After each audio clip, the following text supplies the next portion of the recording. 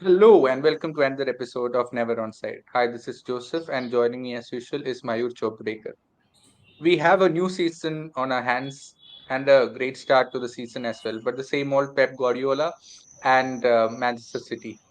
So let's get into the first game week and just review all the matches, and also probably we'll go through our FPL teams and how we performed as well, and also the main talking points from the first game week. So let's get into it. Let's get into it. Mayur, what's your thought on the start to the Premier League? Yes, what a great start. There were a few surprises here and there. Arsenal we thought would look very well. Again, they struggled for some time. So there were a few surprises. Not everything which we thought about would happen exactly happened. There were a few surprises. The Chelsea Liverpool game. So we'll talk about it in more detail. Let's start with the Burnley City game. Right? Was this any surprise considering the way City played, the scoreline exactly? I don't know. I think I expected a lot from Burnley, even because it's their first match. They're playing in the Premier League after two seasons, and after a season, and I know a lot of people were disappointed in Burnley, but I think they showed some instances of how good they were. They were really good in certain moments, and City kind of struggled to some extent in certain phases of the game. But then eventually, I think Rodri was incredible. He was the best player on the pitch, scoring a goal, and Assisting the Haaland. His XGs were very low, but then he converted both his chances. So that is prime City in the sense that they can go through a match with couple of match winners, and they can easily push aside teams. And I thought City wouldn't be like the prime City that we would see, because they are coming off a treble, and they have lost some of their key players, but still I think as long as Haaland is fit, this City team can, defeat anyone in the world. Actually, just not Rodri. Lewis was also someone who I was very impressed with. The way he played in the midfield and in the absence of John Stones, it was really good to see. And the thing about you mentioned about Burnley, the way they committed in pressing, they had 7 to 8 people pressing. So again, against City, where generally people are scared of leaving the space behind, Burnley weren't, and they played the way they wanted to. So good to see, and hopefully they can get in some decent results after this City performance. Let's move on to the Yeah, next and game. also Kevin De Bruyne got injured, and apparently it's a serious injury. He'll be out for a couple of months. They have not decided if they have to do a surgery on him or not. So that is a huge blow. Um, Probably, which is which is good for Alvarez because he will keep starting matches. And Pep also wanted to integrate him more into the side. We have seen that narrative being played throughout the preseason. So we'll probably see a lot more of Alvarez and even Foden to an extent. And Paqueta linked to City as well in the absence of that eight, where Gundogan has also left and now De Bruyne injured. We could see the bid also intensify and they can get the deal done. So let's move on to the Arsenal Right. game. Again, Arsenal started very well.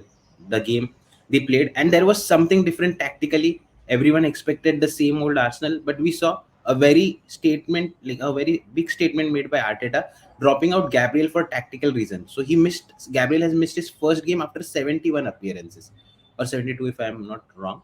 But it was after a long time, almost after 2 seasons. So, Hos, you felt a lot of Arsenal fans were very happy with the way they played, even though the score didn't suggest it. But how did you think about the new Arsenal formation and the way they tried to play against these lower block teams? I think initially Nottingham Forest were able to repel Arsenal a bit, but then Arsenal grew into the game. And then what I noticed is that once Nottingham Forest started coming into the game, then Gabriel was brought in immediately. You could see that there was panic in the Arsenal ranks. So to an extent, when you know that a team is going to be conservative, they are going to defend, because looking at the lineup we knew that Nottingham Forest will try to, won't go for the win immediately.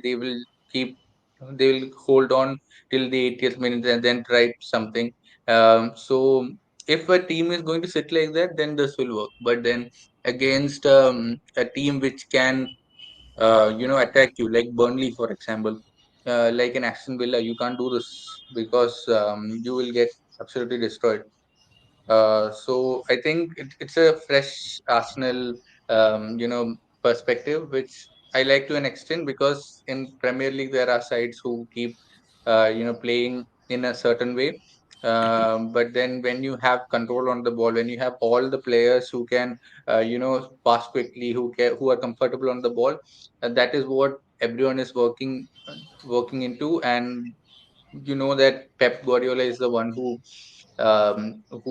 made this change in Premier League. You can see even United playing with a back three with ball playing centre backs, and with Luke Shaw dropping into the midfield. So this is a evolution which will keep on happening as long as there are radical thinkers like Pep Guardiola who are there, and Arteta is very much influenced by Pep Guardiola, and he is also experimenting on his own. So it's good to see a fresh perspective without, with two fullbacks probably playing, and just one centre back. So it's good to see Arsenal trying something different. Let's move on to the Brighton match, where Brighton had a couple of their signings. Joao Pedro started like we thought, and it was good to see him perform really well. He missed a sitter, but then Brighton were in control of the whole match, and they cruised through quite easily to win 4-1 against Luton. Yes, and expected Luton leaked a lot of goals, something which to keep in mind in for future references. Apart from that, probably Newcastle Aston Villa host. That was the game. I had a lot of expectations from Villa. As you mentioned, you thought this is a normal game for Newcastle at home, St James Park. You said it's the way they play at Newcastle is always terrifying. We see last season they even gave a tough fight to City. So this time around, Aston Villa, who I had lots of expectations, conceded 5 goals. The only chance in the start they had few chances, but after the Mings injury, you specifically mentioned before the pod, which was the turning factor in this game, and Newcastle were ruthless. Newcastle were ruthless completely. So uh, Mhm. again, till the European fixture starts, Newcastle might have the edge, and the way they have been playing, they could get these kinds of results. But it will be interesting to see once the Champions League or the European competition starts, how they perform and how they integrate all the competitions at the same time. So till then, it's a good way and good win, big moral victory as well. So now let's move on to the games on Sunday. Brentford Spurs. Was any thoughts? Kane not being there now for Spurs, the way Madison stepped up, crucially. Any thoughts on that? Right. Yeah, so Brentford at home is always a tough game, no matter who you are, especially coming off the Kane transfer saga. Someone had to step up, and it was Madison who has the character and the skills and the technical abilities to do that. And he was exceptional. He was on all the set pieces, all corners. He was everywhere. And I think Romero was substituted because of the concussion protocol. He was there. I think they could have hold on to, Win. hold Brighton off and could have won it. I feel Brentford always, deadly at home with the likes of Mbombo, Visa, who can come and score at any time, and the counters are very good. So, like, I think Spurs will be happy with the result, but they won't be disappointed because they were down 2-1. I think it's a decent result for Spurs to start off the new era. And they need Son also to step up. I feel that he is not confident right now. Once you see the likes of Madison, Son clicking, I think Spurs will be all right. They can finish in the top six, or in the top seven. Is what I expect. Let's move on to the next fixture, the biggest fixture of the game week one, Chelsea versus Liverpool. In the past few fixtures, we have seen the draw is the most consistent result, uh, and this time around as well, we saw. I think Liverpool were lucky to come out with a draw. Chelsea in the second half were really good, and the way they used the space left by Trent Alexander-Arnold, the way they doubled up on that side, and Chilwell, we saw Chilwell almost attacking, playing as a winger, and he almost scored. It was an offside, but again, very interesting to see the way Pochettino has set up his team. They now will add Caicedo and Lavia to that midfield as well. We saw they lost a few balls in the midfield, and now with the addition of those two, I guess they will definitely improve, and this is just a beginning, and they will definitely go on and be a strong contender. Your thoughts was? Right. Yeah, so for Chelsea, second half was exceptional. They have a lot of youngsters in their ranks, and probably the fullbacks and Enzo impressed everyone. And Jackson, who, if he improves his first touch a bit more, I think he could have scored also. And his runs are, Liverpool struggle to contain him when he turns with the ball and runs at the defenders. And I feel like rightly you said that Liverpool were kind of lucky to come away with a point in this match, and there were some controversies in terms of the decisions by the refs, and a pattern which we saw throughout this first game week is that if you show dissent, you are booked immediately. And I think a lot of the fans were, surprised by the Jackson booking and McAllister booking. But then this is how it's going to be. And yeah, so 1-1 is probably looking at both halves. It's it's an okay result for both the sides. But second half, Chelsea were dominant to an extent, and Chilwell, like you mentioned, was kind of their furthest attacker at some points when they're countering, and that is something to watch out for. And that will be a theme with Pochettino's team, which we have seen in the past as well. Moving on to the United match, um, we waited a long time to see United play. It was the Monday night fixture, and I was so disappointed after we staying up till 2:30 a.m. to see that we did not carry forward what we were doing in the preseason against the Bulls side. Probably it's the new manager syndrome that kicked in, and Wolves played really well. Kunha was exceptional, and like I mentioned in the match between Arsenal and Not Forest, we saw United deploying Shaw in midfield alongside Casemiro.